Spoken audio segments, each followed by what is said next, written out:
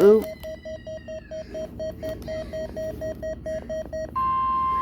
This is the National Weather Service in Mobile, Alabama.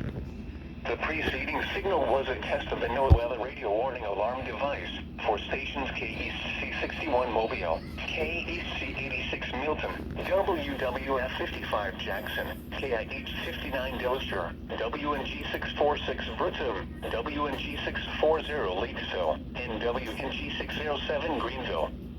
During potentially dangerous weather situations, specially built receivers can be automatically activated to warn of the impending hazard.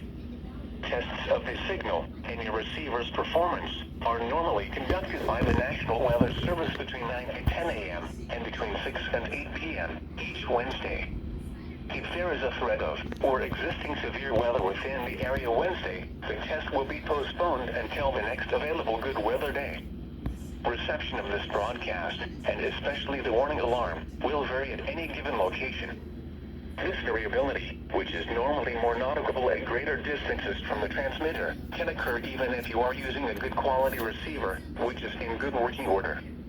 The warning alarm will be activated for hazardous watches and warnings, which affect the following counties: in Mississippi, George, Greene, Jackson, Perry, Stone, and Wayne.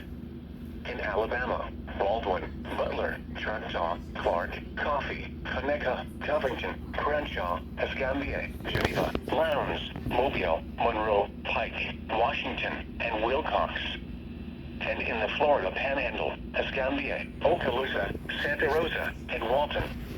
This has been a test of the NOAA weather radio warning alarm device.